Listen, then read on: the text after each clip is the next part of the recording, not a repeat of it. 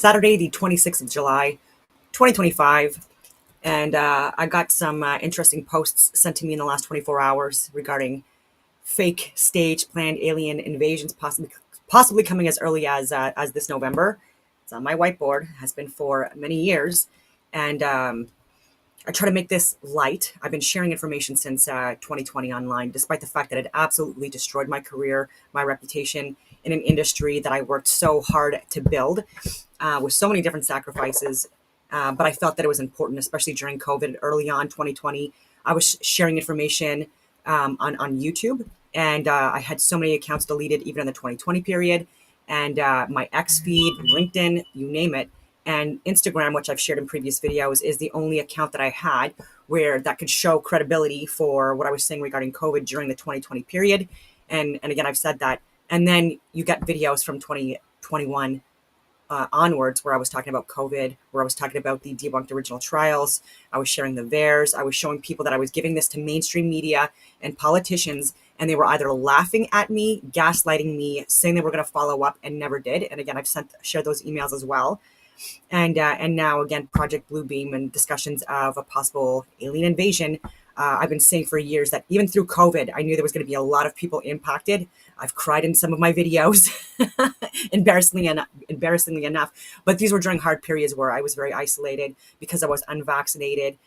I wasn't able to travel. I wasn't able to see my family. My businesses were absolutely destroyed. I had so many contracts in place, but even just because of the mandates and the lockdowns before the forced inoculations, we couldn't have in-person training. And that is exactly what my job was. I'm a use of force instructor, advanced firearms instructor, executive protection, you name it. And so anyway, that was very interesting. The standing rapid deployment team courses was the same thing with the highest levels of government. And so training was just absolutely canceled and then tried to be pushed virtually. And anyways, there were so many things that were so frustrating regarding the masks, regarding the fact that this was not a vaccine, despite the fact that I was talking about the spike protein, and even without a virus or illness within the vials, the spike protein in and itself was very damaging in any trials that were done prior to, again, like releasing it on the friggin' masses, even in animals. And I'm going to share videos on that as well, just so people can see what I was talking about. And not aspirating needles, crossing into the vessels, into the bloodstream. I was talking about intramuscular versus intracellular and types of inoculations, and how the likelihood of these large needles, especially when you're not aspirating needles, but to see if there's any blood in the vials. But by not aspirating needles, the prediction or the estimate was that anywhere between one out of every 4,000 inoculations, the likelihood of the needle crossing into the bloodstream was very one out of 4,000. Again, that's on the higher end. I'm giving this to the people that weren't inoculating. I'm giving them more credence, despite the fact that it might be even lower than that, especially in children who have smaller arms and a lot of little tiny vessels within their arms. So the likelihood of a child having these therapeutics enter the bloodstream instead of staying into the vein, more likely. And even with the masks, with the chemicals that were inside the masks, how there were nanoparticles and microplastics that were found deep inside people's chest cavities and lungs, etc. Really not good for people. And again, talking about how adipose fat tissue seemed to be more inflamed if people got COVID, which was a gain of function friggin' therapeutic, by the way, just to be clear. And so China's still not held accountable for that. No sanctions on China. No. Let's align with them instead of our closest allies, the US. Anyway, I'm off track here. Yeah, then when I started talking about the reality of the world, I was saying this in conjunction with the fact that I'm saying there have been people that are trying to push a staged and planned fake alien invasion. And I would see that as being something where there would be possibly more death and destruction than any event that we've experienced in recorded or more recent history. These are things that could have happened in the past, where entire civilizations wiped out by advanced technologies and advanced human beings, possibly gene editing going on, DNA altering, using electromagnetic frequencies and testing in order to make it where they have the most optimal environment to thrive into genetically superior human beings. It is what it is. But that could have wiped out these civilizations, like I was saying. And so again, it's just interesting how the only way people are going to realize that this alien invasion is faked and staged by people like Raytheon, Lockheed Martin heads, and the people that go to Bohemian Grove, etc. Like, they need to understand the reality of the world. And this is something that people allege. People have, realized it was a globe over 2,000 years ago, and then it came back again 500 years ago, and then more pushed since the 1940s, 1950s. We don't know what we don't know, and so if we are given a fake history, his story, and that's what we're believing without doing our own research or come to our own conclusions, then we're screwed. To be perfectly honest with you, and looking into psychological operations and propaganda that these groups of people have done again throughout history that has caused a lot of harm and death, including radicalizing people and funding multiple different sides of wars, what I call proxy wars, just again so that the banker types, the oil types, the people that are part of the military, pharmaceutical, industrial tech complex can benefit from and get more rich, more assets. Like, this has been going on for as long as we've all been alive, and our parents and our grandparents and our grandparents, etc. And you have Stephen Greer, who he's seen as a credible source, and he's talking about advanced technologies. He has admitted that Raytheon, Lockheed Martin, these types have advanced technologies that are decades more evolved and advanced than we're being led to believe. And that a lot of these technologies, again, coming from them, funded by certain organizations that people need to take a look at. I call them the deep state, but I can name them, like the Soros types, the Schwab types, the Rockefeller type, the Rothschild types, the Gates types, the Musk types, the Trump types, the Clinton types, the Bushes, et cetera, et cetera, et cetera.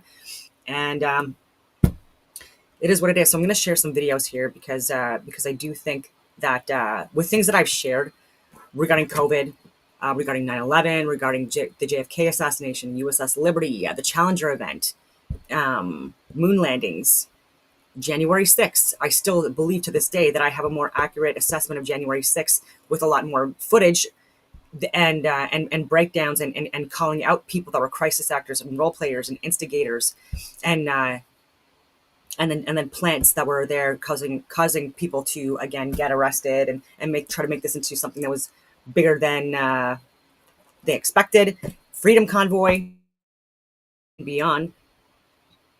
And so I just wish people would at least consider taking a look at what I share regarding the shape of the earth and this being a contained environment, because it could save a lot of lives. Do we want to go through the authoritarian tyrannical rulership that we experienced during COVID, ladies and gentlemen, but at a larger scale? Because this is my prediction, is that this planned alien invasion, again, is going to cause a lot of damage internationally. And it has kept me up at nights every once in a while, I'm not going to lie. And so there are people that are seen as the experts, that are the ones that are saying this information. You've got celebrities like Neil deGrasse Tyson, who's not a real scientist. You've got Bill Nye the Science Guy, who's a comedian. You've got Professor Dave, who literally has no idea what he's talking about, and they're very popular. And then you've got others like presidents. You've got other celebrities that push this narrative, and I'm talking about Paramount and Disney and those companies too, where like right even on their friggin' screens, as soon as you look at it, you see a friggin' globe, and then you see the chemtrails, and anyway, in plain sight. Yes, I'm rambling on. I couldn't help but one This is President Reagan, 3 famous alien threat speeches. point in my discussions privately with General Secretary Gorbachev. When you stop to think that we're all God's children, wherever we may live in the world, I couldn't help but say to him, just think how easy his task and mine might be in these meetings that we held if suddenly there was a threat to this world from some other species, from another planet, outside in the universe. We'd forget all the little local differences that we have between our countries, and we would find out once and for all that we really are all human beings here on this earth together.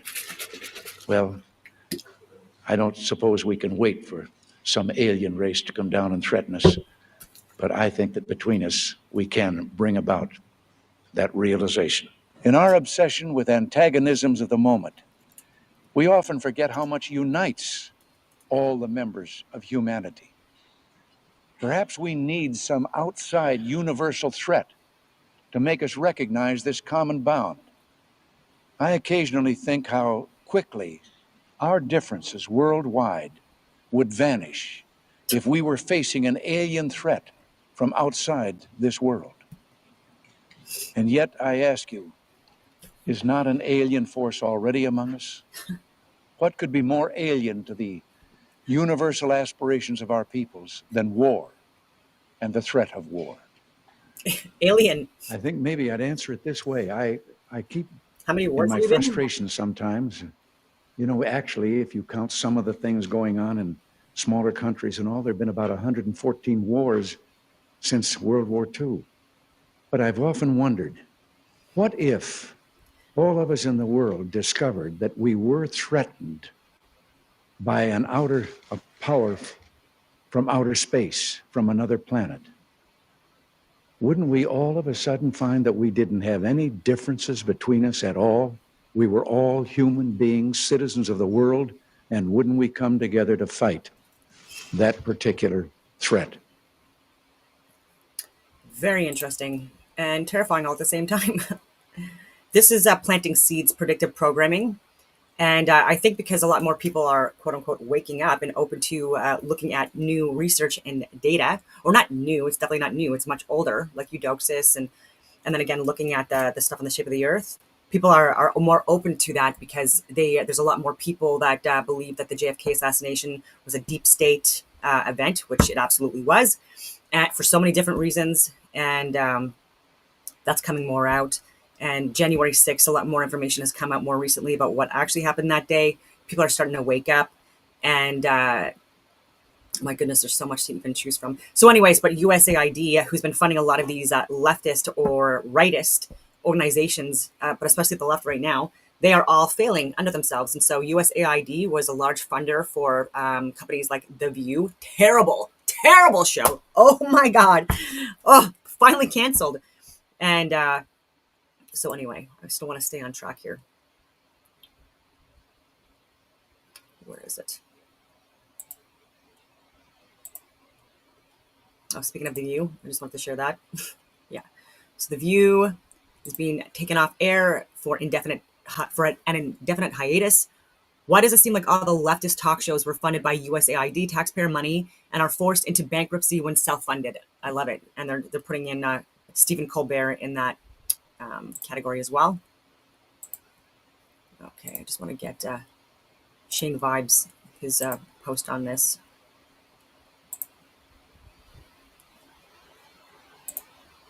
Yeah, it's this one. Shocking news. Possibly hostile alien threat detected in unknown interstellar object, a shocking new study claims. New York Post posted this. And they go on to say that we could potentially have an attack on Earth in November. Now, do you think this is fear-mongering or conditioning for a potential Project You-Know-What beam? If you want to hear a deep dive on this, we'll cover that and a lot more on my Rumble live stream channel. Free to download, free to watch, and free speech, most importantly. Comment Rumble below and check your DMs. I'll send you a link. Make an account. Follow me there. So yeah, it's not even just the New York Post, Fox News. So many different outlets are now talking about a possible hostile alien threat detected, an unknown interstellar object in shocking new study. So this was my comment to that. No aliens are coming inside the dome. We live in a contained environment, and the planets are luminaries circling above us within the dome, the sun and moon included. The elitists have been trying to push this narrative for generations, and until people wake up to the reality of the Earth, lots of people are going to die because of a fake alien invasion.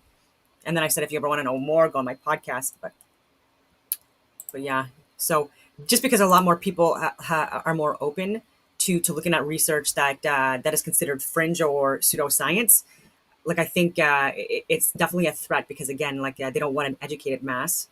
They want us to be docile and weak and dumb. But yeah, it's true. But anyways, the more people wake up, like the more their grift is over, right? Especially if we get to the right people and they actually allow us to have that open dialogue and conversation, and we can share our data to for them to at least consider. And I've tried reaching out to multiple different politicians who I thought were even more open-minded, people that were more like libertarian sounding, where they would call it the left and the right, etc. And even in the last few days, I tried to engage with that topic, and I get comments like, "That's hilarious." And then it's like, well, okay, well, now I'm unfollowing you. And now I don't trust that you have an open mind with anything. So how can you say that the left is intolerant and doesn't look at information when you are doing the exact same thing? As soon as people just like they don't agree with you, left or right, they just shut out the conversation. They don't want to hear anymore. More for the ego types and people that think that they're smarter than you, right? So we have a lot of people that are elected officials, and a lot of these elections I do believe are rigged and or misleading at best. But we're not getting the best of the best in the House of Commons, as you can clearly see, or in the cabinet. These people are, they're traitors at the very least, traitors to Canada, and they're making us a threat on the international forum as well. And they're just pushing in all of these different causes again, like they're grifters at this point. And it's the Hegelian dialectic where they're causing so much division in so many different groups or organizations. And then they just are further radicalizing people. Like people are in echo chambers, and again, it's further pushing or fueling this hatred of others. And it's all by design. So if we all got along, imagine how easy life could be. So, now why did this go here? Yeah. So one more video regarding fake alien invasions. Turns out that this study thinks that maybe the answer to the age-old question, are we alone? Turns out that this study thinks that maybe human life on other planets could be far more likely than we thought. Our next guest co-authored the Out of This World study, Penn State astronomy professor Jason Wright. Professor Wright, I found it interesting. You mentioned that NASA, they used to be disengaged for the search from extraterrestrial life, but now they're a little more engaged. What's happening? Yeah, these arguments have been made for a long time that life in the universe might be super rare, life like humans might be super rare, but we found that a lot of those arguments don't hold all that much water. And those arguments had convinced a lot of people for a long time at NASA, and they wouldn't touch this stuff for a lot of time. So it had to be funded with private donations, and work was being done in China and South Africa, but not so much here. But in the last 5 years, NASA's really gotten back in the game, and the search for life in the universe Not has a real really space been agency. stronger. I have to say, though, that a lot of my colleagues at NASA now trying to support the work are worried they aren't going to be able to do it for long. They're even wondering if they're going to have jobs at the end of the week. And I don't want to see America lose its edge in science. And I think we can all support the great science that NASA's doing. Professor Wright, interestingly, there's a ton of public intrigue and Trump declassifying documents pertaining to UFOs and UAPs. And I know that's not your area of study, but certainly it's somewhere in the wheelhouse. So I'm curious what you think about those documents and about UFOs. Well, as you say, I don't really study UFOs. I don't think they have much to do with aliens. But I think it's perfectly reasonable to try and understand what these things are. And I think it's perfectly reasonable for NASA and the government to try and figure it out. I just don't think it has anything to do with aliens. Yeah, I'd prefer an independent study, to be perfectly honest with you. But you did say, at least in the points I was reading, that you don't believe you've seen any credible evidence of these UFOs. There are things out there. They're unidentified. They're aerial. They're objects. I just don't think they're alien spacecraft. Interesting. And then I'm wondering what you make of this mission to Mars. We just have a few moments here, but President Trump has said, hey, he's interested in heading to Mars. I think it's really exciting. I mean, Mars is the best destination for us to go to look for life in the universe. See, this is Fox News, friggin' Fox News, like the wandering stars, these luminaries that he's talking about, these predictable paths that they travel above us within this contained environment. Like we are not, these are not three-dimensional physical objects. And even with the moonstones that people talk about, this was proven to be tested, petrified wood. And these all the elements, all of the components of these friggin' rocks come from Earth. They come from Earth. And so people are saying that these are non-Earth. Like that's I've debunked that in older videos. But again, until we understand the friggin' cosmos, whatever this friggin' is, which is not what they're saying it is, like we're so fucked. We're so fucked. And more money to have us to go to Mars. So again, this friggin' grift has been going on for so long. It may have evidence of fossil or even existing microbes down there. And we've collected all of these samples that we'd like to study here on Earth if we can get them back. So I'm excited to see that NASA is really committed to exploring our, closest neighbor that might have life. Well, Professor Jason Wright, thank you so much. We'll leave it there. Professor, cool. All right. Let's see. I wanted to shift gears a little bit, just so people get more of an interpretation of my IG posts. I already talked about this one. This is Senator Ron Paul, or Johnson. Senator Johnson. My goodness. Clear too, and I'm not vaccine injured. I'm injured by an mRNA therapeutic. And I was very careful. And I was very careful in my testimony to use the word shot. You're correct. There are many ways to lose with this new mRNA technology. There are problems with lipid nanoparticle. There is a separate set of problems with synthetic mRNA. It persists in some people 700 days and counting now. There will always be a problem when you load the instructions to make a protein, in that it will present on the surface of the cell and will become a setup for autoimmune disorders. Separate from that, spike protein in and of itself is biologically active. And to understand what happened to my injury, I found researchers who had predicted this was going to happen. It causes cells to grow and divide when they should not. It was published in December 2020, although not widely known, that was causing damage to placenta and to lung.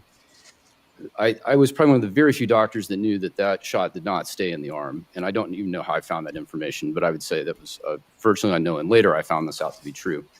I only found out spike protein was toxic later when I met the researchers. And I asked, how did you think to research that? Because they knew in 2005 with SARS-1 that spike protein alone, without the virus, would be enough to harm an animal. Later, in the research of the original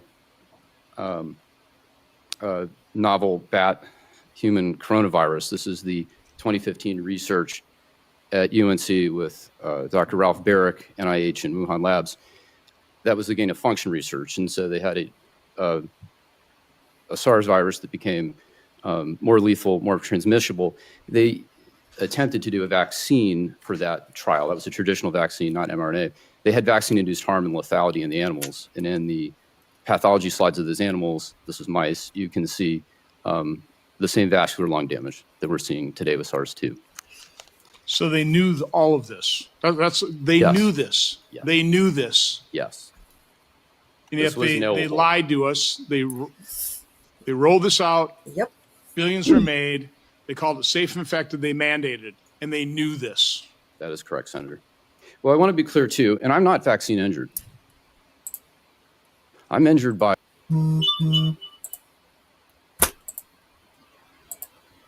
80% of Americans took a vaccine. This just to me is it's timely because of what's going on surrounding Tamara Lich and Chris Barber. And I'm thinking that if maybe people are looking more into COVID now after it's been like a little while, then it would be good for people to get this information because decisions are going to be made October 7th for their sentencing. Whether they get 7 or 8 years friggin' prison time blows my mind. Oh my goodness, at the very least, because of everything they've gone through, it should be an absolute discharge. This should have been dropped. And anyways, and also the people within media and our politicians that were lying about COVID throughout, which people are proving on a regular basis.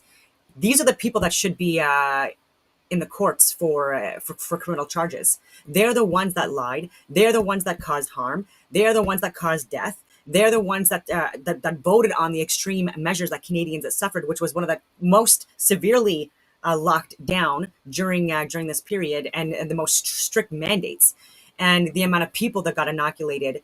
And anyways, I'm just hoping that people are more open-minded now that they're seeing more information coming out, especially with people who experienced vaccine injuries or the unvaxxed, how we were treated during this period and still. And taking a look at just how selfish Ottawa has been. And this is literally the swamp. This is the swamp of Canada, just like Washington, D.C. And it's people here that make the decisions that are part of a weird friggin' group. And again, they are grifters and they are liars. And I do not think they even believe in God. And I know that people think that doesn't matter, but it absolutely does. Because then they wouldn't allow stuff like they allowed to happen for their own profit. And shares and stocks and the companies that they have, it's the military, pharmaceutical, tech, industrial complex, including AI in that as well, CBDCs, et cetera, which is going to be pushed onto us if people believe that there's going to be a friggin' alien invasion coming with aliens and UFOs coming from like other friggin' planets. Like Like, they're just laughing at us at this point. They are literally laughing at us, and they saw what they got away with during the pandemic, how easy it was. And they've also learned from this, right? So even with Starlink, this might sound conspiratorial, I have no proof, but Starlink going down like it did internationally, that could have also been used as a behavioral experiment on us to see how we responded to that. And so many people didn't care, right? So they were willing to give up. And again, it's only internet, so like I get that people like it's these are first world problems. Well, actually, they're all world problems because like people from all over the world have internet. But there are people in more overdeveloped countries where their systems are not and their grids are not properly being maintained or enhanced, upgraded, and they're having rolling power outages all the time. So 12 hours at a time, a full day at a time, and not just internet, electricity. And if we keep on over developing in Canada and not spreading it out like we used to in the more feudalistic times, like separating land, and even if you just give people like an acre of land, I know that sounds like a lot to a lot of people, but so you can have possibly chickens or a little friggin' farm for yourself. And anyway, spreading it out, but we're not. And so if we keep on doing what we're doing with this replacement migration, having 100 million people here by 2060 or whatever it is, or 2100, then we're gonna be living with that, the pollution, the fog, the all these illnesses, chronic illnesses, and more. Anyways, I'm going on all these tangents, but I gotta focus. So this is from Peter McCullough. I've shared a lot of his work for years. Truth Bomb, it was not safe by design. And he's saying here that 80% of Americans took what he's calling a vaccine. I don't call it a vaccine. It was never a vaccine. Vaccine. 20% didn't. 20% did not take a vaccine. The vaccine was never safe enough for me to take.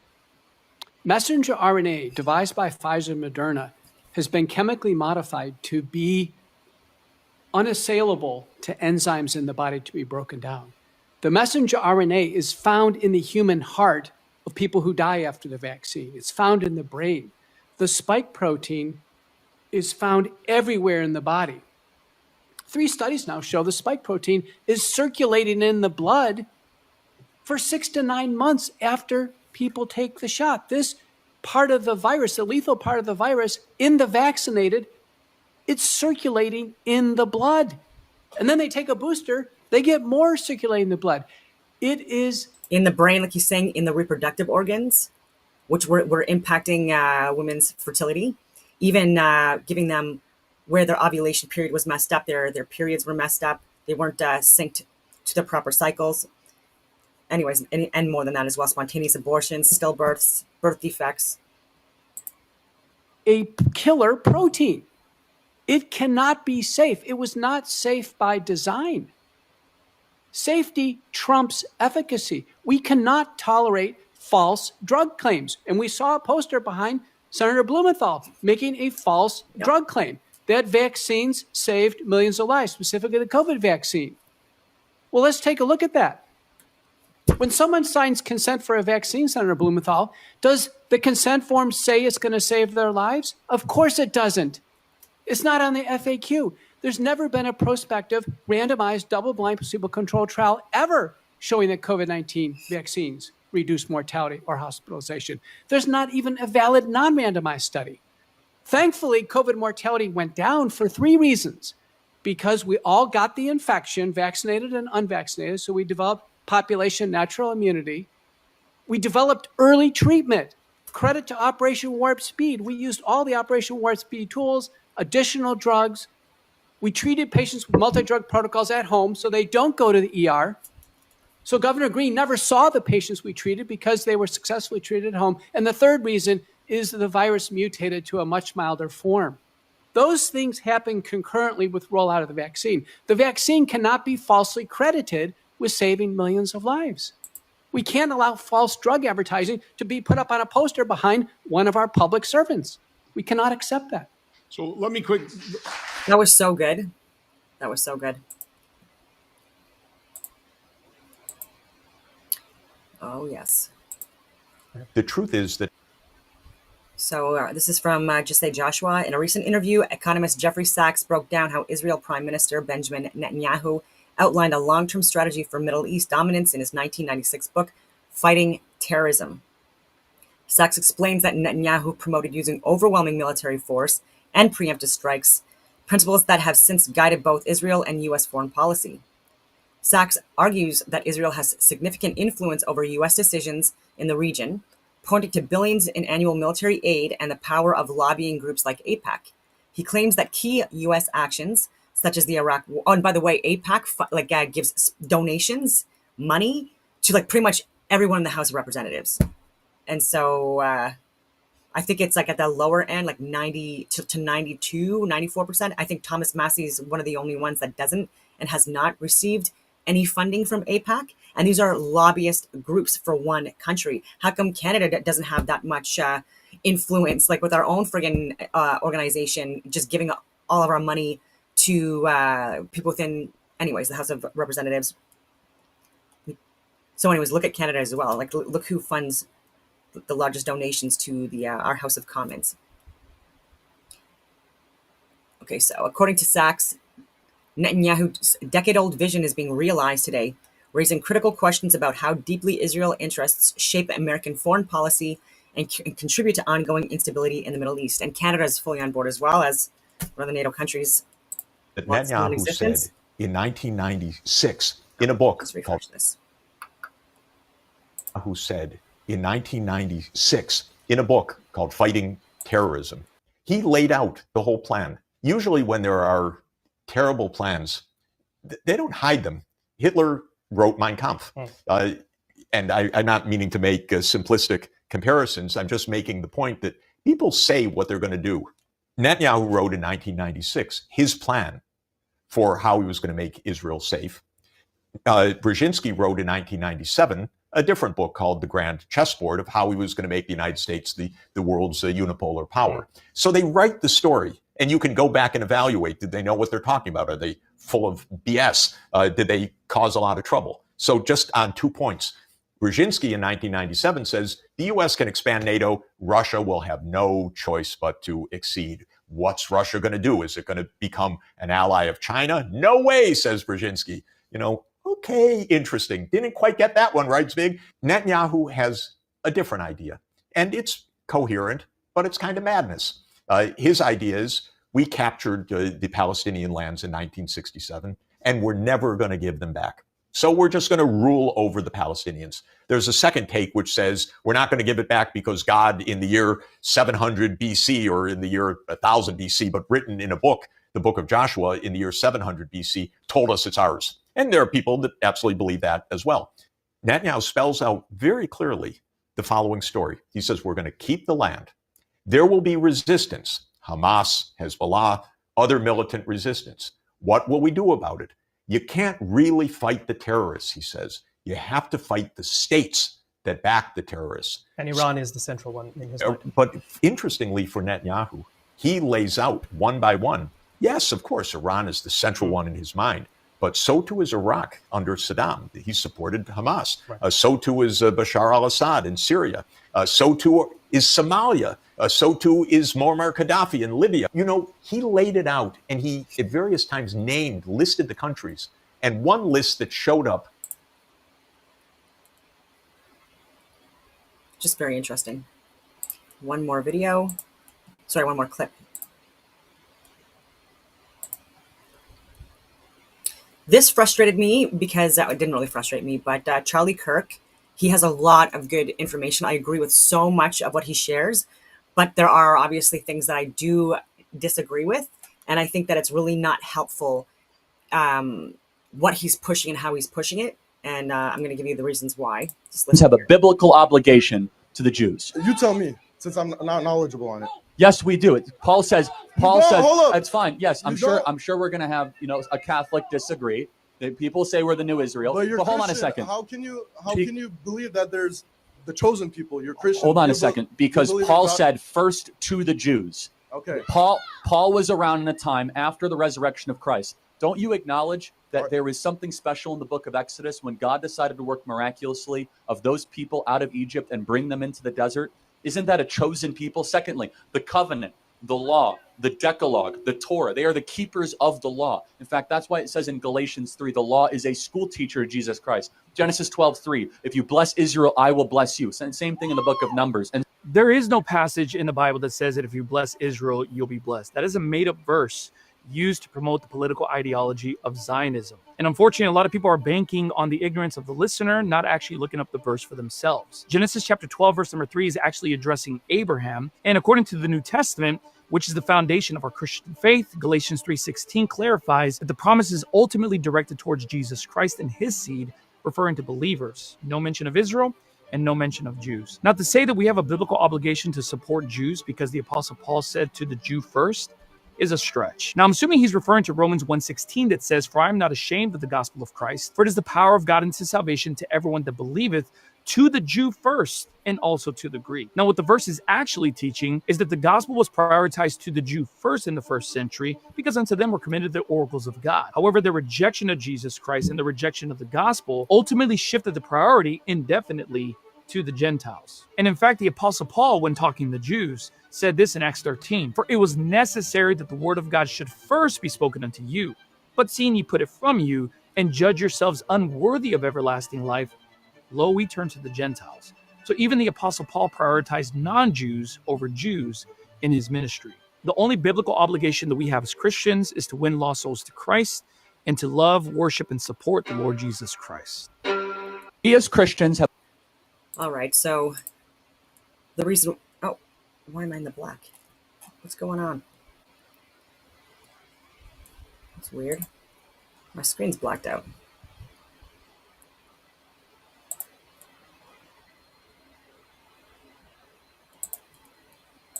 Can you see this? Okay, well, how come you can't freaking see me? Wait. So weird.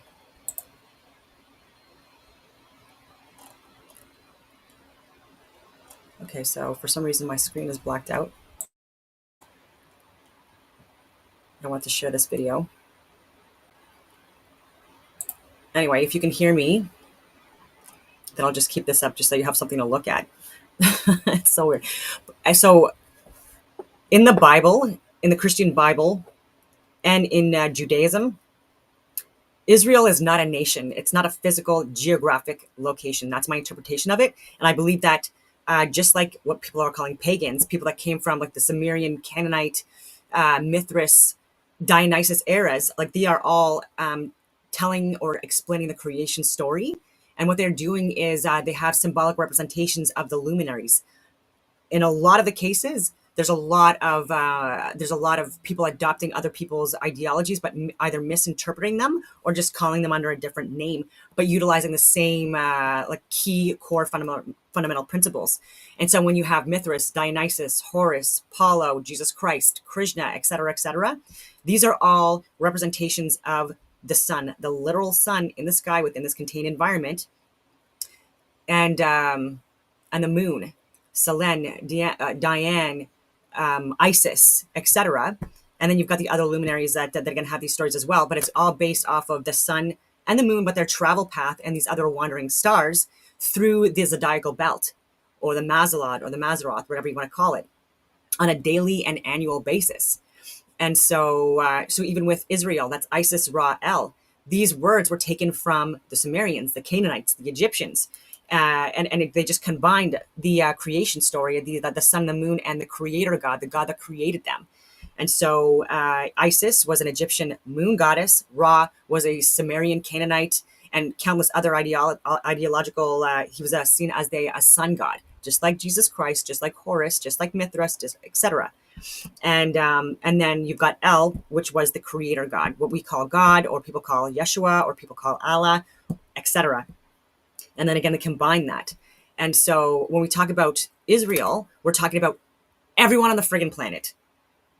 And so this is where people lose me when they talk about Jesus Christ being a physical being. I think that how he's described in Christianity, I think it's a beautiful story. I think it's based on truths, not on facts, and I still think that we should be following the 10 Commandments, or the or looking at the 7 deadly sins as cautionary tales, and how not to be, again, like lustful, wrathful, greedy, gluttonous, lazy, which is sloth, be too prideful, etc. And this is how we can live more harmoniously amongst each other. regardless of skin color or race or language or religious beliefs or like ideological beliefs or philosophical frameworks, etc. And so even with Israel, Isis Ra'el, that was Jacob that was renamed Israel, and Yahweh or God renamed him twice Israel. I just want to make sure that I'm getting this correct. And then even with the same story of Jesus with the 12 disciples or disciples, these apostles represent each image within the zodiacal belt, or the astrological signs, or the zodiac signs, or whatever you want to call them. And so many different cultures and civilizations, they talk about a passage at night, and there's like a connection with the number 13 a lot. But when you're talking about the sun, there's connections with the number 12 a lot. So you've got the 12 tribes of Jacob, or Isis Ra'el. So this is considered to be the sun, the literal sun in the sky, and then the travel path through the 12 images within the sky, within these fixed constellations we're talking about, that the sun travels on a daily and annual basis. And yeah, so Christianity took, again, from like these older religions or ideological beliefs as well, and they made it into their own. And so I think that the more people try to be divided via religion, instead of unpacking the actual creation story in a more logical, rational way, and not getting so tied up in semantics and stuff like that, I think that we would all be able to get along.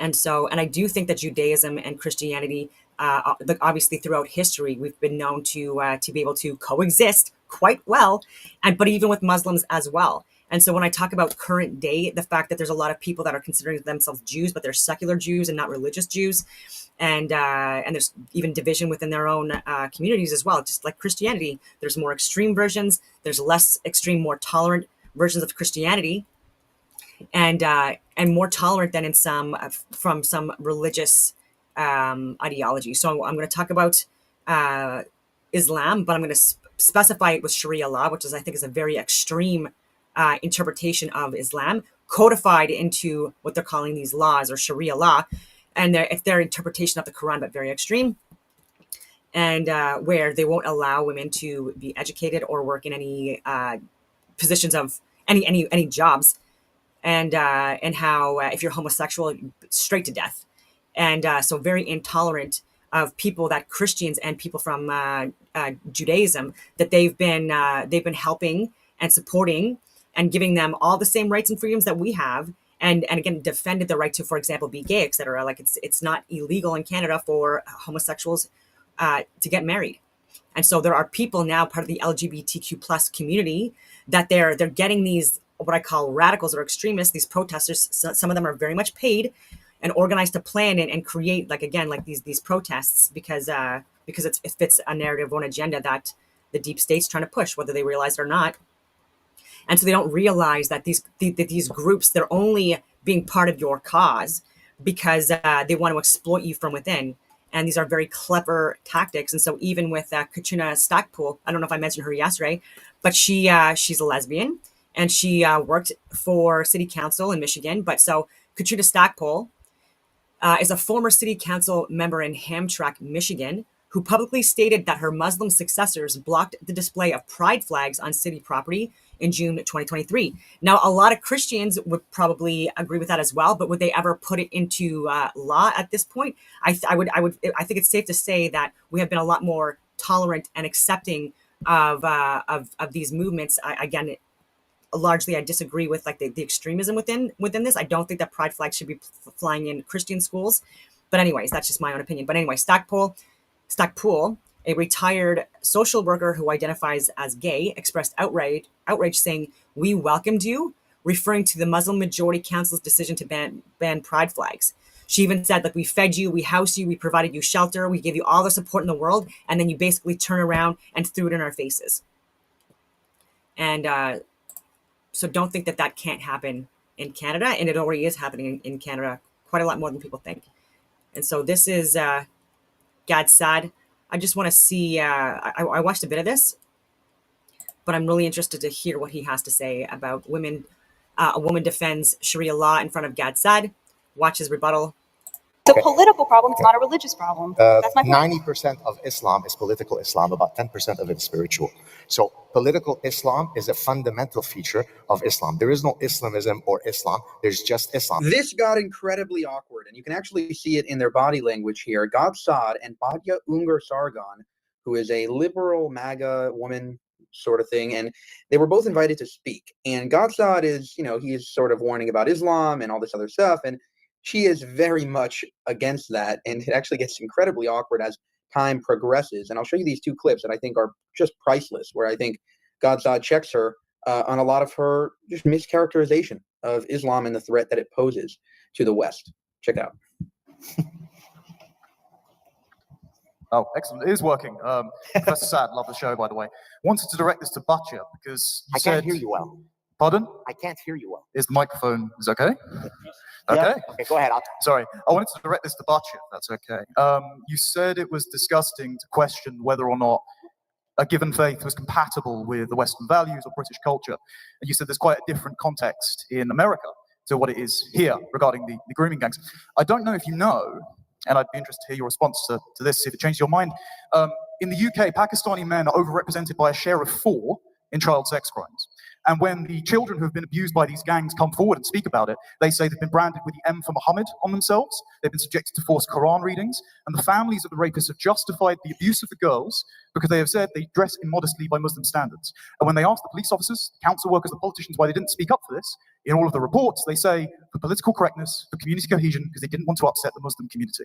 Now, as well as the security of Jews, which you mentioned, according to the Henry Jackson Society last year, only a quarter of British Muslims think October the 7th happened. Like 3/4 of them think Hamas did nothing wrong, and that's mainly concentrated among university-educated British-born Muslims 18 to 30. So I think we have a very different problem in the UK than we do in the US. So do you still think it's not possible to say Islam is not compatible with Britain? Okay.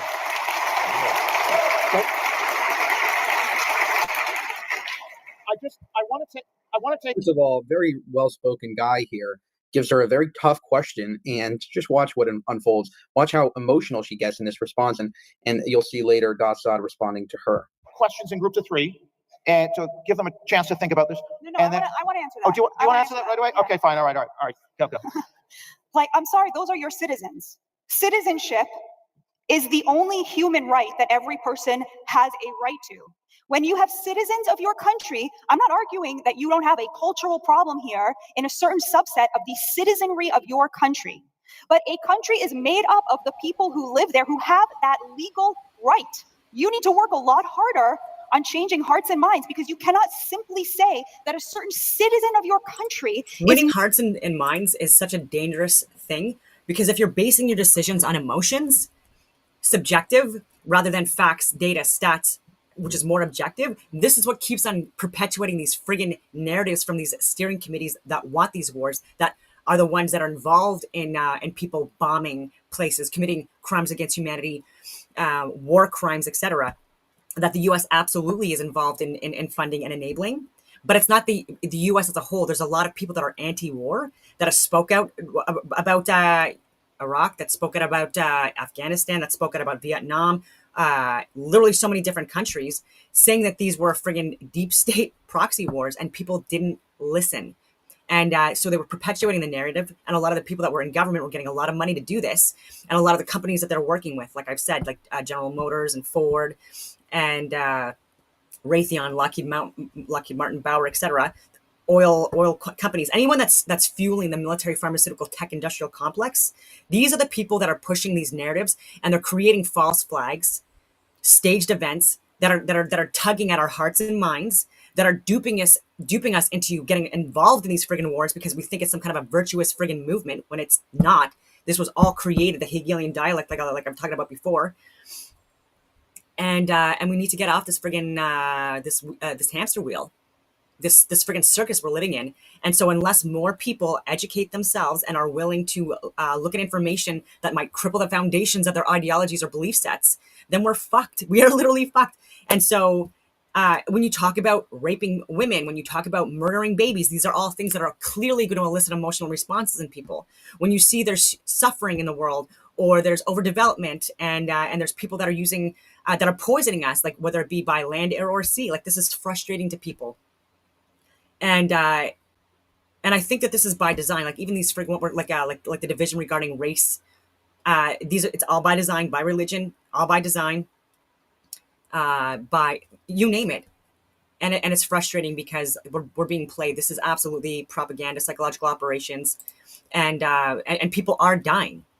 And again, this is further fueling the rage and the emotional response, where people are not able to think more objectively. They're more in like a fight or flight response, freeze or fawn, and they're not using their executive functioning skills. It's a clever tactic, and it's frustrating that we continue to get duped by this. Not compatible. And by the way, we have statistics like that in America. There are certain subpopulations who are much more overrepresented in child sex crimes. It would never occur to me to suggest that they are less citizens. Like, citizenship is a sacred thing. What are you suggesting? That they be denaturalized? Like, that is insane. That is utter. You do not have a democracy if you think you can denaturalize people based on their ideas. Okay. All right. It's good. We're going here. We're starting to get a debate. Right. So he recognizes that he has to shut that down. A lot of the people in the audience are actually disagreeing with her and saying, yeah, we should denaturalize them. Now, I'm sort of in the middle on this issue. I do recognize that there's a lot of Islamophobia, and I want people to understand that, that is a problem. There's a lot of people that overblow everything and say, we got to alienate this population based off of nothing. Now, on the other hand, you do have to appreciate that when there's a certain subset of people that are all committing the same crimes and all taking it from the same ideology, there might be a problem. And so Gad Saad actually touches on this in a later question that he answers. And I think that that's worth also bringing your attention to, as it really, really does get awkward here between the two of them. That's it. So, but I'm going to take a thread from your legal perspective and then link it to the first gentleman who talked about the incompatibility with certain religions with the Western tradition. I'm a scientist, so I think very analytically. Okay. So take, for example, Sharia law, right? In Sharia law, it says that a crime will be punished differently as a function of the identity of the perpetrator and the victim.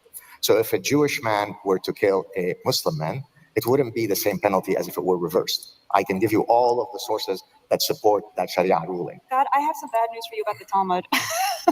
Sorry. So Batya has no idea what she's talking about. The Talmud is nothing in comparison to Sharia law, mainly because it doesn't even apply today because there's no temple. And then also because a court of Jewish law was considered bloody if they killed one person in 70 years, when it was basically the temple period and people actually went to Beis Din, which is Jewish court. It would be considered bloody if they killed one person in 70 years. So it's not like they would carry out often a lot of these laws because there were so many different caveats that had to be met. But again, the Talmud is a commentary as well. It's not necessarily Jewish law that they take and that's set in stone. It's actually a debate forum between different rabbis. So I think that she really has a misunderstanding of the Talmud. I don't know what she was told, but again, she's not or maybe she is a religious Jew, but she isn't a practicing one, seemingly. I'll ignore that for a second. So that said, you take a fundamental principle from Lady Justice being blind, where you don't do that in American jurisprudence. Those two realities are antithetical to each other. I'm not aware of too many Talmudic extremists who are trying to... Well, exactly. It's a political problem. It's not a religious problem. That's my point. 90% of Islam Zionists is political Islam. About 10% of it is spiritual. So political Islam is a fundamental feature of Islam. There is no Islamism or Islam. There's just Islam. Erdogan, the Turkish president, has said so. 75,000 other Islamic clerics have said exactly the same thing. So we don't have many people who are trying to infuse Talmudic principles within American jurisprudence. We are seeing in the West an incursion of Sharia principles that is incompatible. So I don't think Muslims are incompatible with the West, because I may have a lot more in common with a Muslim secularist than I might have with an Orthodox Jew. So to say Muslims are not allowed in the West, I would completely disagree with. But are there tenets of Islam, to your point, that are perfectly incompatible with the West? Nothing could be clearer. A 3-day-old pigeon understands that. Okay. We'll go here and then there at the end. Go ahead. I'm not an Englishman. I'm here as a guest in this country. And as a part of a guest community in this country, we have to behave ourselves If I had guests in my house, I'd expect them to behave themselves. And if they didn't, and they started doing all sorts of awful things to my sister, for example, they'd be kicked out of the house. We need to understand that citizenship is not actually that important. What's more important than citizenship is inheritance. And the English have inherited this land. This is their land. We're here not as a right, we're here at their preference. And if a community doesn't understand that, they've got no right to be here at all. I think that's one of the saddest things I've ever heard, and I'm going to be haunted by the spectacle of you standing there and saying that. If someone in my country said that, I would ask myself what I'm doing wrong. I mean, the idea that a citizen would call themselves a guest based on their religion is horrific to me. The whole point of my country is that is completely anathema. If somebody made a Jew feel that way in my country, I don't even know what I would do to them. I will be haunted by that for a long time. Okay, we've got somebody. Look at God's face. She's like, emotional. Well, I sort of agree with the guy, but I don't want to have to deal with her again. Listen, I think that she handled this very wrong. Number one, at the end, the guy didn't even talk about Muslims. He just said everybody, every immigrant is they're a guest in a country, and the people that are not the guests are the people that are going, and they've lived there for a long time, and there's no problem with the Jewish state saying we want to remain Jewish. There's no problem with England saying they want to remain English, white English. Like, that's not a problem. I don't think that should be considered a problem. And there's no problem, by the way, for Muslim countries to say we want to continue being Muslim. We want to continue ruling under our law. That is fine. That is 100% okay. And I think that when you start being very woke and liberal and leftist, and actually, incidentally, this is a conference about wokeness and how terrible it is, but seemingly she is woke herself. Godsod also did a great job there. Also did a great job checking her on her biases, where she's like, "That's disgusting. Look at this," and he's like, "No. Actually, political Islam and a lot of what they're trying to accomplish with a global caliphate is a big portion of it, and the main people." So the Charter of Rights, the Constitution, this was all binding legal documentation that was created by using the Christian Bible. So when you, again, with the 10 Commandments, that thou shalt not kill, thou shalt not steal, etc., all these laws that we had, that the Constitution discusses or outlines, is based off of the Christian Bible. And so just like the Quran, this is where you get Sharia law, correction. This is where you get people's interpretation of the Quran. Sometimes it's extreme, and then it's codified into law. And so this is stuff that is, again, they are going off of fundamental principles that are derived from some alleged divine creator or God that is the one that willed us to abide by these rules. And by not following these rules, there are repercussions. And in different countries, there's varying degrees of how severe repercussions are. Some practicing Muslim countries, a lot more than Christian ones, and this is not to make light of it, but being gay, it's death, and so I think that people that govern in a secular way, I think that that's more dangerous than ruling like under a like you having a God or a creator, and following the fundamental principles and guidelines outlined by that God or creator. Because the people that are more secular, if they're not believing in God, or it's a very subjective legal system where people that are corrupted, because people that don't believe in God, generally speaking, and I know this sounds awful, I know a lot of great atheists, but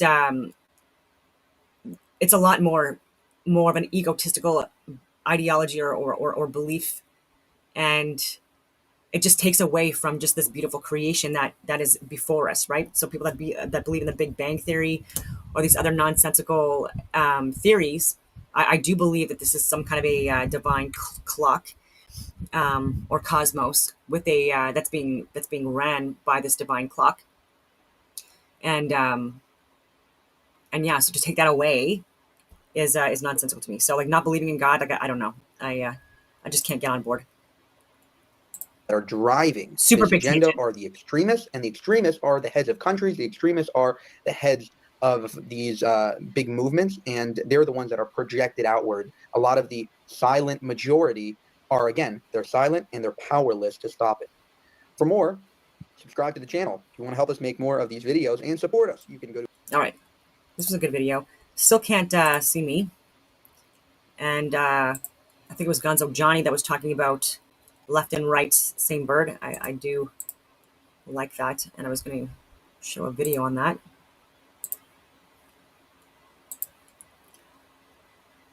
Freaking camera. It's from BitChute. So this is from Truth Stream.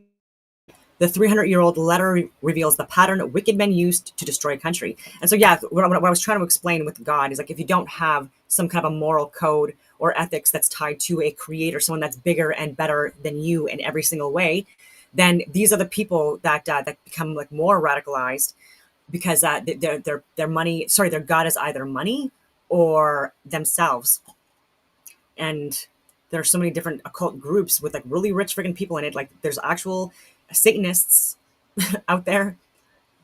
And anyway. Ever. I don't know what other evidence you need to prove that at this point. Okay, I know. I'm supposed to be focusing on something else right now. And I am. We are. But I really wanted to share this with you because I feel like it's relevant to what's going on right now. And actually, it will probably not just explain what's going on right now. It will explain to you what's been going on for years and years in this country. It will also explain to you what's going to probably be happening for a while, or at least until people can start to wake up and see this for what it is. So if you've been watching what's playing out on the national stage, talking about all this was a good question by by Gonzo Johnny. The real question is, why are we talking about this? Is it a discussion or is it a fake discussion to create division? I think it's a little bit of both, not to sound like I'm not answering the question. I think that even talking about the shape of the earth, this is something that someone's right about this, right? It's either going to be the globe earthers or the flat earthers. But because there's more and more flat earthers coming to the table, and they're more I guess, insistent on having these conversations, especially more with people that are more comfortable with friends and family, because of the Agent Smiths that we're doing to ourselves, right? As soon as you mention that, like, people are either laughing or thinking you're crazy, etc. And so this just proves just how these psychological operations and the propaganda worked, right? Like, people are absolutely Agent Smithing themselves. They don't even want to look at it. And then there's the false narratives, again, from these echo chambers are coming through, where, they're, again, like I'm saying, we're crazy, we don't know what we're talking about, we're stupid, all of these friggin' names. And then that just like, that they're not going to look at any of the information, right? Because it's above them. It's above them because Neil deGrasse Tyson said so, right? Or NASA, not a real space agency, said so, despite the fact that there's so much data that could be looked at to reinforce this being some kind of a electromagnetic reality being projected on a flat plane of inertia where humans can exist. And by the way, humans cannot leave the Van Allen belt or the radiation belts, whatever you want to call it. I call them toroidal fields. It is physically impossible. Physically impossible. And but not spiritually impossible. Anyway, where was I going with this? I don't know.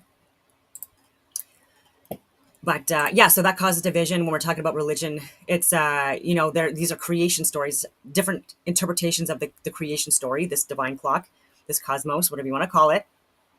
And within the narrative or within the texts that are created by the deep state elitist types, they're putting in information, again, that where it is to sway emotions.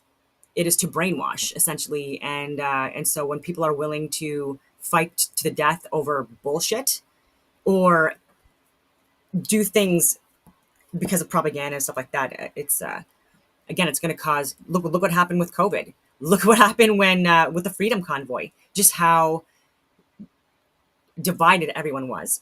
Even though people on the left and right, but more on the right, like the Freedom Convoy was comprised of people from all different backgrounds and nationalities and religious ideologies.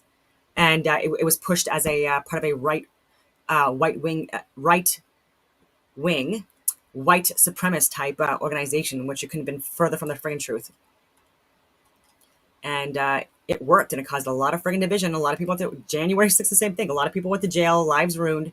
people died, and and there's still division because of that, and because there's people more and more that are seeing that the elites, people with a lot of money, that they're getting away with actual crimes, despite the fact that people that didn't even go to protests were arrested and put in jail without bail for years. Like, there's a lot more and more people that are getting screwed over, people that are, like these natural disasters, people are looking at them, oh, was this weather modification or geoengineering? And why is there not a response from government? Or why, if you have a MAGA sign on your property, are people like refusing to give you assistance? Wild things like that. Why, when they're flooding, are there people that saying like, oh, good, it's just white Christian babies? Oh my fucking God, the world is a mess. And these are all, it's all by design. And it's keeping us, again, so distracted for what we're believing are righteous causes. And but I think we really just need to start educating ourselves. This has to be grassroots and obviously peaceful, I think. And but more and more people need to start having really uncomfortable conversations with people. And yeah, I know it's not pleasant, because as soon as you talk to a friggin' leftist, a lot of them that I've experienced, especially in Ottawa, they scream and they yell and they're so friggin' emotional, and they defer to attacks, like verbal attacks and stuff like that, or even physical attacks, or doxing your home, tagging your friggin' home on social media, or showing up to your home and then circling your block for 3 hours, et cetera, et cetera. Like, and then law enforcement doing nothing about it because these are oppressed groups, right? And that's why if you rape or want to rape a minor, you're going to get less jail time or none, because, we wouldn't want to impact your immigration status. And so more and more people, like, seeing what happened during the pandemic and these events, they're getting upset. So it's working. What can we do? Hire lawyers, try to inform the media, or like refuse to look at mainstream media anymore. A lot of these companies are going down the friggin' drain, more in the US than Canada. But as soon as CBC and Globe and Mail and Toronto Star, all these garbage mainstream media legacy accounts, as soon as they get no funding from the government, they're toast. They're toast. Like, they're going to tank again, just like The View, just like Colbert, just like these people that, again, when the government doesn't give them assistance. And this is very dangerous, very dangerous. We should never be doing this. But they're going to say, so if you want more content by people like Viva Frey and Northern Perspective and True North and Mario Zelaya, etc., then yeah, that would be good. But also try to get mass torts together and sue the media. Try to get mass torts together and sue the government. Yes, it is your money, your taxpayers' money doing it, and that you'd be awarded. But again, like, these need to be codified into law somehow. Bills made, things amended. Anyway, on with this still.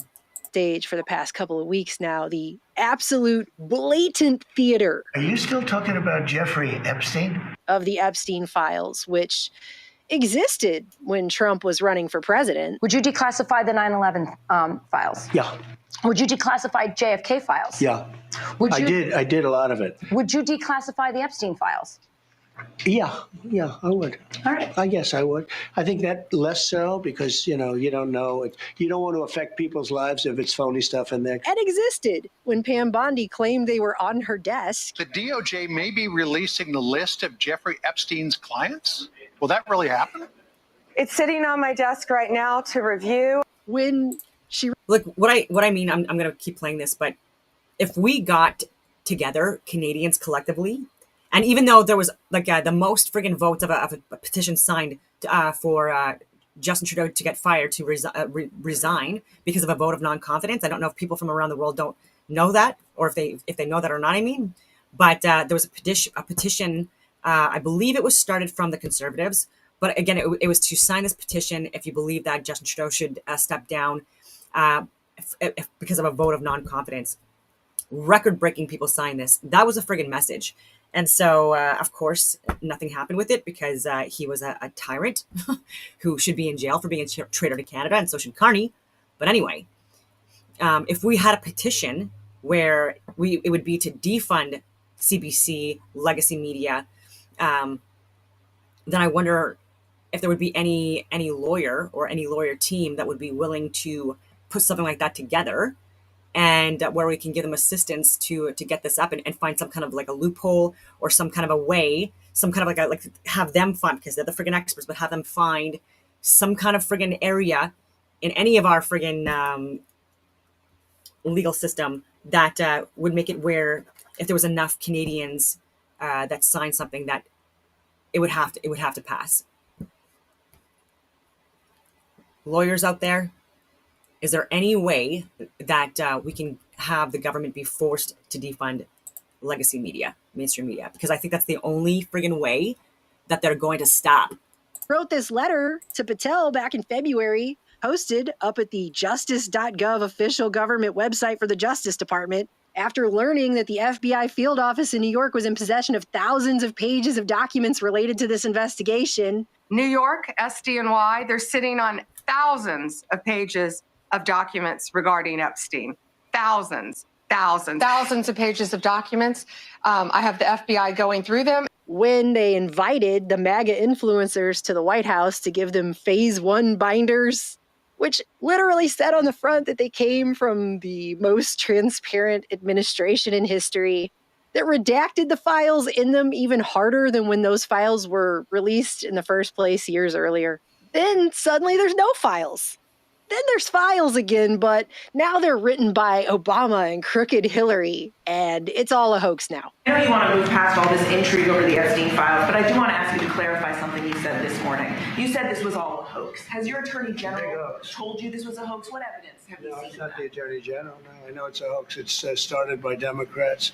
It's been run by the Democrats for 4 years. You had Christopher Wray and these characters and Comey before him. And it's a bad group. It started, actually, look at the Steele dossier that turned out to be a total hoax. The 51 agents, the intelligence, so-called intelligence agents, it was a hoax. It's all been a big hoax. It's perpetrated by the Democrats, and some stupid Republicans and foolish Republicans fall into the net. Not to mention the video that the DOJ claims was full, raw, unedited video that the metadata proved was absolutely edited, was absolutely more than one clip that was pasted together, that there was several minutes missing. We released the video showing definitively the video was not conclusive, but the evidence prior to it was showing he committed suicide. And what was on that, there was a minute that was off the counter. And what we learned from Bureau of Prisons was every night, they redo that video. It's old, from like 1999. So every night the video is reset, and every night should have the same minute missing. And they lied right to everybody's face and said, no, it's wrong. I think it was, I'm not sure about the 3 minutes. I'm going to have to take a look at that. The last I checked, it was 1 minute and 2 seconds missing. Oh, it's the unedited video. It was provably not. In a very obvious way, almost like they wanted to shove it in everyone's face. And I would say that, these files were made up by Comey. They were made up by Obama. They were made up by the Biden information. We went through years of that. But I don't understand why the Jeffrey Epstein case would be of interest to anybody. It's pretty boring stuff. It's sordid, but it's boring. And I don't understand why it keeps going. I think really only pretty bad people, including fake news, want to keep something like that going. But a lot of big people went to that island. But fortunately, I was not one of them. It's just very strange for a lot of people that the list of clients that went to the island has not been made public. Yeah, it's very interesting, isn't it? No, it's I call it the Epstein hoax. So once again, getting people to fight with each other on phony left-right paradigm lines, while the corrupt Cthulhu uniparty monster continues running this nightmare machine in the background unabated. And I'm now to the point of having arguments with family members who are literally just repeating political party talking points right now about this, as if those are original thoughts they had. And they're not. They're not. They're being put out there and propped up with AI to just shut down people's ability to think critically about this situation, which is just such a a bullshit situation. There's really no way to look at this and look at how much flip-flopping took place in just the span of less than 2 weeks and somehow make your brain follow that in a logical fashion that makes any kind of damn sense whatsoever. But it is terrifying that some people have been able to watch this level of lies and flip-flopping back and forth, back and forth, back and forth, and somehow hold that cognitive dissonance in their mind and make it make sense to themselves, despite the fact that it makes actually none at all. It really zero, okay?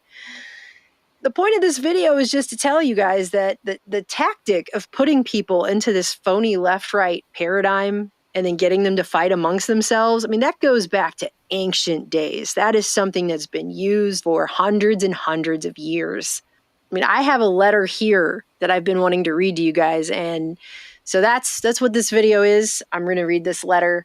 It was written under the moniker Cato during the South Sea bubble implosion and financial crisis in England. So back in the early 1720s. This letter is dated February 18th, 1720. So that's over 300 years ago now. And they chose the name Cato to write under, presumably because Cato was a conservative senator in the late Roman Republic who staunchly advocated liberty and getting back to... This is the rebirth of the American dream. Every American could be making $50 to $300 a day thanks to this simple trading app. I get 3 to 10 winning trades a day, and all I have to do is click buttons when it tells me to. To get wins like this, all you need is $27 and a smartphone. It's an automated AI trading system. Rome's principles. The letter is titled, "What Measures Are Actually Taken by Wicked and Desperate Ministers to Ruin and Enslave Their Country." And I just want to read this 300-year-old letter to you so that you can see that these tactics to keep us divided and fighting amongst ourselves are exactly the same as they ever were. And they continue to be employed because they work.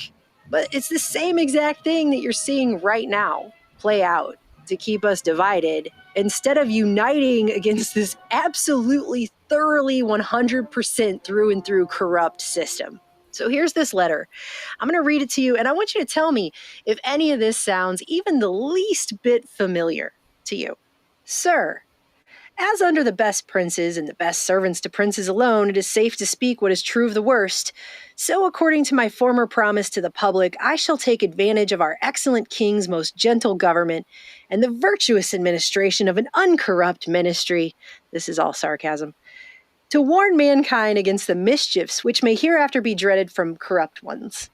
It is too true that every country in the world has sometimes groaned under the heavy misfortune, and our own as much as any, though I cannot allow it to be true what Monsieur de Witt has long since observed, that the English court has always been the most thievish court in Europe. Few men have been desperate enough to attack openly and barefaced the liberties of a free people. Such avowed conspirators can rarely succeed. The attempt would destroy itself. Even when the enterprise is begun invisible, the end must be hid or denied. It is the business and policy of traitors so to disguise their treason with plausible names, and so to recommend it with popular and bewitching colors, that they themselves shall be adored, while their work is detested, and yet carried on by those that detest it. Thus one nation has been surrendered to another under the fair name of mutual alliance. The fortresses of a nation have been given up, and attempted to be given up, under the frugal notion of saving charges to a nation, and commonwealths have been trepanned into slavery, by troops raised or increased to defend them from slavery. It may therefore be of service to the world to show what measures have been taken by corrupt ministers in some of our neighboring countries to ruin and enslave the people over whom they presided, to show by what steps and gradations of mischief nations have been undone, and consequently what methods may be hereafter taken to undo others. And this subject I rather choose because my countrymen may be the more sensible of, and know how to value the inestimable blessing of living under the best prince and the best established government in the universe, where we have none of these things to fear. Again, this is sarcasm. Such traitors will probably endeavor first to get their prince into their possession, and like Sejanus, shut him up in a little island or perhaps make him a prisoner in his own court, whilst with full range they endeavor his dominions and plunder his subjects. When he is thus secluded from the access of his friends and the knowledge of his affairs, he must be content with such misrepresentations as they shall find expedient to give him, False cases will be stated to justify wicked counsel. Wicked counsel will be given to procure unjust orders. He will be made to mistake his foes for his friends and his friends for his foes, and to believe that his affairs are in the highest prosperity when they are in the greatest distress, and that public matters go on in the greatest harmony when they are in the utmost confusion. They will be ever contriving and forming wicked and dangerous projects to make the people poor and themselves rich, well knowing that dominion follows property, that where there are wealth and power, there will be always crowds of servile dependents, and that on the contrary, poverty dejects the mind, fashions it to slavery, and renders it unequal to any generous undertaking, and incapable of opposing any bold usurpation. They will squander away the public money in wanton presents to minions, and their creatures of pleasure or of burden, or in pensions to mercenary and work. This is so good. I hope you can hear me. I'm not going to stop sharing just because I still can't get my freaking video to work. It's so annoying. But I just wanted to share a clip that I shared the other day because I think it's important just for what I'm going to discuss next. I just want to see if I got the right one. Is it this one? Yes. Most deranged behavior from Israelis. And I'm not just even talking soldiers. We've seen deranged behavior from soldiers, but we've seen deranged mothers on TikTok dressing up their children. You know, these are oftentimes paid social media influencers that are there to fuel emotions. With black eyes and missing teeth, or making fun of parents losing babies. We've seen soldiers urinating on Palestinian captives, children attacked by dogs, sexual assault, rape. At a certain point, for those of us who are looking at Israeli society, this is looking psychotic. Are Israelis aware that public perception today of Israel is of a deeply depraved society? I mean, you can put all the Hasbro spin that you want on this. There is no putting lipstick on a pig. We have seen them.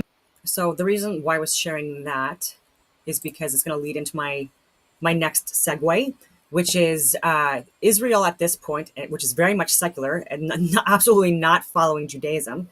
And we're seeing a lot more images and videos coming out of people from working within the government that are very much not resisting temptations, right? That people that believe in God believe are sins or more perverted behaviors. And so when you have a military and you're allowing in more deviance, and I'm not even talking about the LGB community or even the T for certain degrees, but there are people that are exploiting this community, and they're using it and they're preying on people, and they're using that umbrella to assist or enable their predatory behaviors.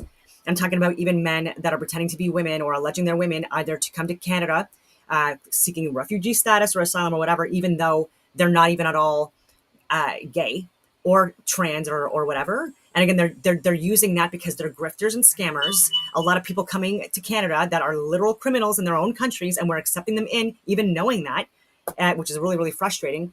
And again, it's very exploitative. And when we allow more, I'll try to back this up. So Israel is very much, they claim to be one of the most openly supportive of the LGBTQ plus IA community. Within that community, you have people that do have more perverted fetishes, like the kink, the BDSM, the orgies, the threesomes, all of this stuff.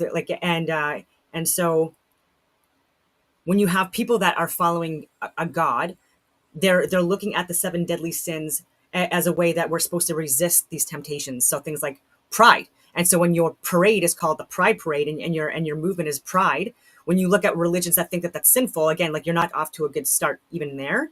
And then it gets worse from there, unfortunately. And so you have, nudists, like largely old men too, not to sound too disgusting, but I shared the Toronto Pride Festival and they were nudists. And this is absolutely criminal and disgusting. And it's traumatizing children unnecessarily. And people are saying, yes, don't bring your children to these events. But you know what? Unfortunately, some morons do, or they just get caught in the crossfire. They're going home from getting groceries or whatever, and then they're being exposed to this. And for people to say, "Oh, we were born naked," we weren't born with raging huge hard-ons and hairy large balls. Okay, sorry to be very graphic, or huge drooping tits. That's not how we're born. right? And so there's a degree of modesty in covering your genitals. And this is me coming from Naked and Afraid saying that. But I literally, as soon as I was able to, I found plants to cover my hoo-ha and stuff. And then I made a friggin' dress right away. And so that was from 2016. And so anyway, cover your parts, even when you know you're going to be alone and there's like you're in the middle of the friggin' jungle.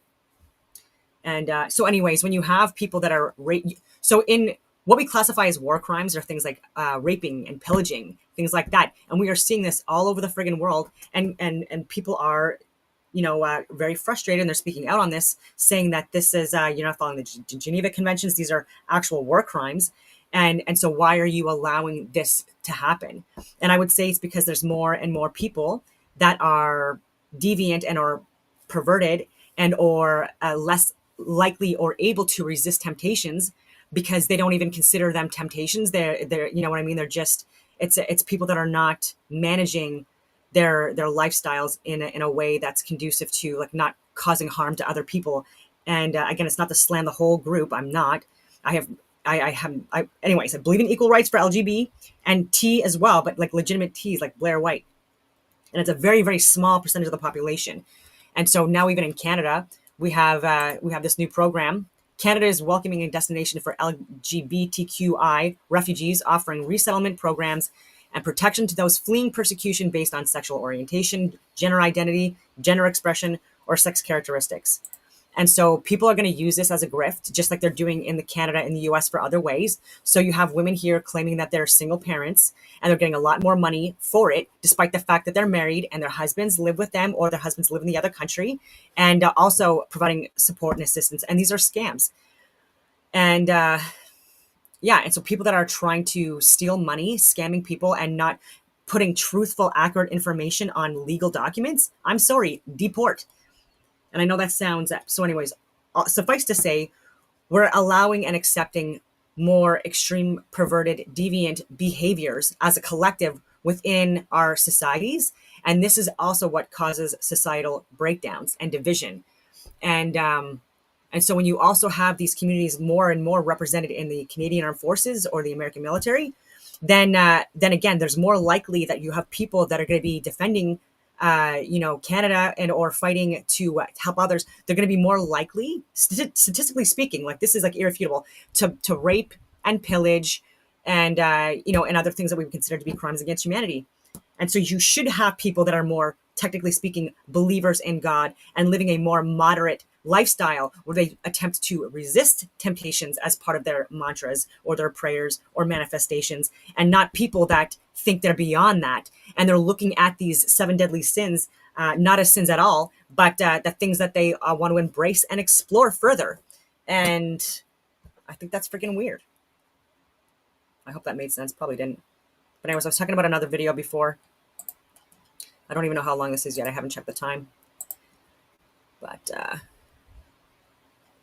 this is about... Well, I made a film with Kathy Newman for Channel 4 called The Prince and the Paedophile, about Jeffrey Epstein and Prince Andrew. In the wake of that film, I had a series of very lengthy telephone conversations with Virginia Giuffre, who was Jeffrey Epstein's best-known victim. Virginia told me all the men she was farmed out to, and that in itself is a lengthy and horrifying list of men. And it would not surprise me at all if President Trump was striving to protect those people. I don't understand why the Jeffrey Epstein case would be of interest to anybody. It's pretty boring stuff. These people who gathered around Epstein were not outlandish freaks. They weren't outcasts. They were a very representative sample of the American business, political, and academic world, the American elite. So it's hardly surprising that both parties, when they're out of power, demanding openness and transparency around this case, once they're in power, seem to be a lot less interested in all the names coming out. He's dead. He's gone. It's all been a big hoax. It's perpetrated by the Democrats, and some stupid Republicans and foolish Republicans fall into the net. Jeffrey Epstein was very probably connected to the intelligence services, to American intelligence services, and to Israeli intelligence. He quite possibly had compromising material, tapes, recordings of powerful men. All of this will have contributed to why he got away with his actions for so long. But also you have to see Epstein as an albeit extreme example of the power and the privilege and the impunity of the tiny elite of fabulously rich people who effectively run the world today. Are you still talking about Jeffrey Epstein? This guy's been talked about for years. Virginia was certainly aware. Yep. It's a small club, just like George Carlin said, and we are not in it. But we can expose it.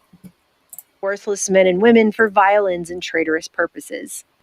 They will engage their country in ridiculous, expensive, fantastical wars to keep the minds of men in continual hurry and agitation, and under constant fears and alarms, and by such means deprive them both of leisure and inclination to look into public miscarriages.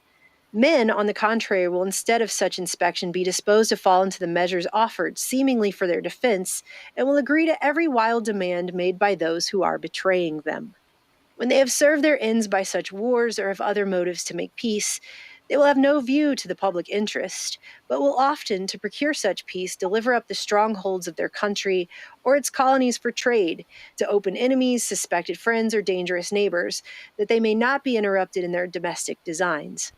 They will create parties in the Commonwealth, or keep them up where they already are, and by playing them by turns upon each other will rule both. And I'm going to repeat that again. They will create parties in the Commonwealth, or keep them up where they already are, and by playing them by turns upon each other will rule both. By making the Guelphs afraid of the Ghibellines and these afraid of the Guelphs, they will make themselves the mediums and balance between the two factions, and both factions in their turns the props of their authority and the instruments of their designs. They will not suffer any men who have once tasted of authority, though personally their enemies, and whose posts they enjoy, to be called to account for past crimes, though ever so enormous. They will make no such precedents for their own punishment, nor censure treason, which they intend to commit. On the contrary, they will form new conspiracies or invent new fences for their own impunity and protection, and endeavor to engage such numbers in their guilt as to set themselves above all fear of punishment. They will prefer worthless and wicked men, and not suffer a man of knowledge or honesty to come near them, or enjoy a post under them. They will disgrace men of virtue, and ridicule virtue itself, and laugh at public spirit. They will put men into employments without any regard to the qualifications for those employments, or indeed to any qualifications at all, but as they contribute to their designs, and show a stupid alacrity to do what they are bid.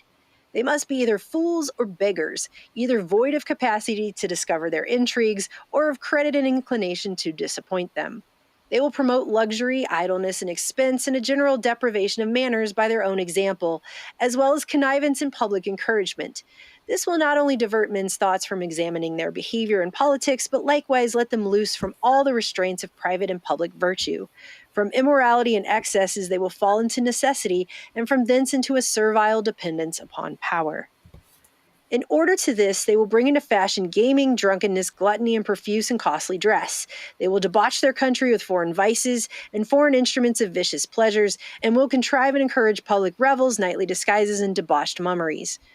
They will, by all practicable means of oppression, provoke the people to disaffection, and then make that disaffection an argument for new oppression, for not trusting them any further, and for keeping up troops, and in fine for depriving them of liberties and privileges to which they are entitled by their birth and the laws of their country. If such measures should ever be taken in any free country where the people choose deputies to represent them, then they will endeavor to bribe the electors in the choice of their representatives, and so to get a council of their own creatures. And where they cannot succeed with the electors, they will endeavor to corrupt the deputies after they are chosen, with the money given for the public defense, and to draw into the perpetuation of their crimes those very men from whom the betrayed people expect the redress of their grievances and the punishment of crimes. And when they have thus made the representatives of the people afraid of the people, and the people afraid of their representatives, then they will endeavor to persuade those deputies to seize the government to themselves, and not to trust their principals any longer, with the power of resenting their treachery and ill usage, and of sending honester and wiser men into their room. But if the Constitution should be so stubbornly framed that it will still preserve itself and the people's liberties, in spite of all villainous contrivances to destroy both, then must the Constitution itself be attacked and broken, because it will not bend. There must be an endeavor, under some pretense of public good, to alter a balance of the government, and to get it into the sole power of their creatures, and of such who will have constantly an interest distinct from that of the body of the people. But if all these schemes for the ruin of the public and their own impunity should fail them, and the worthy patriots of a free country should prove obstinate in defense of their country and resolve to call its betrayers to a strict account, there is then but one thing left for such traitors to do, namely to veer about and by joining with the enemy of their prince and country complete their treason. I have somewhere read of a favorite and first minister to a neighboring prince long since dead, who played his part so well that though he had by his evil counsels raised a rebellion in a contest for the crown, yet he preserved himself a resource whoever got the better. If his old master succeeded, then this Achitophel, by the help of a baffled rebellion, ever favorable to princes, had the glory of fixing his master in absolute power.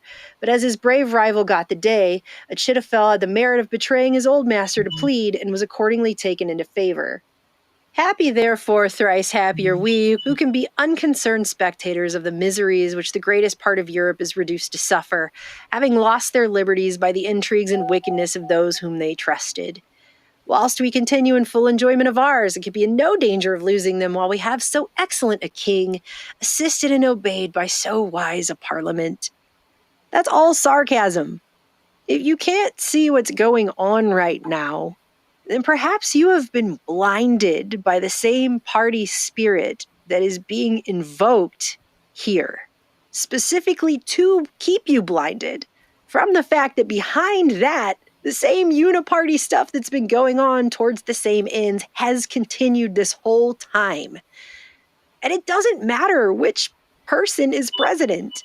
This whole train is going to one location, and none of these people along the way have slowed that down or stopped it. And in fact, everything that's been done has been done specifically to get that train to the same location.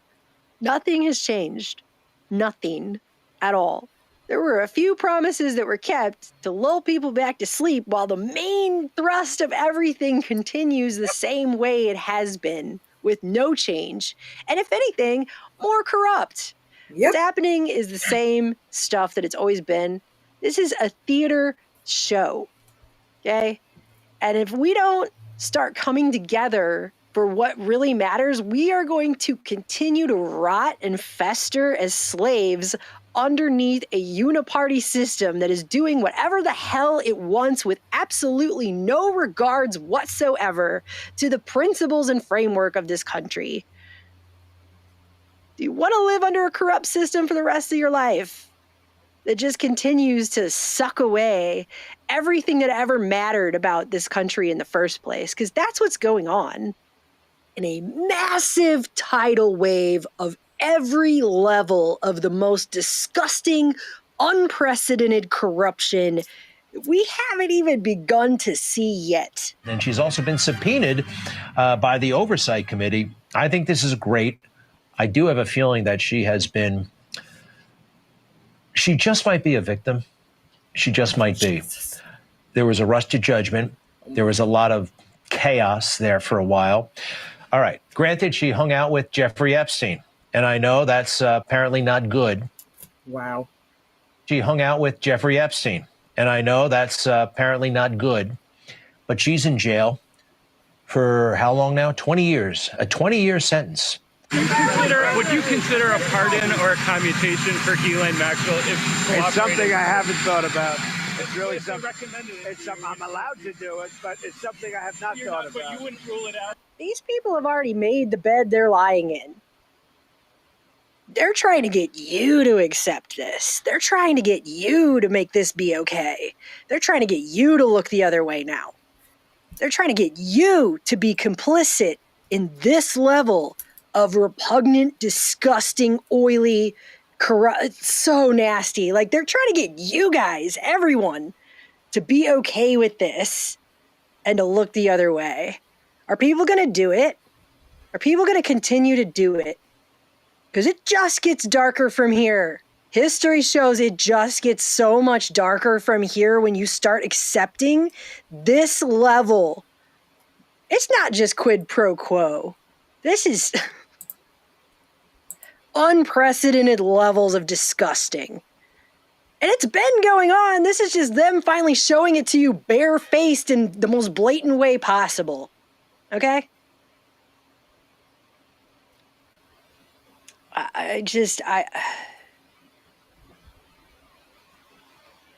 I love you guys. I'm just so utterly disgusted. I don't even know what else to say.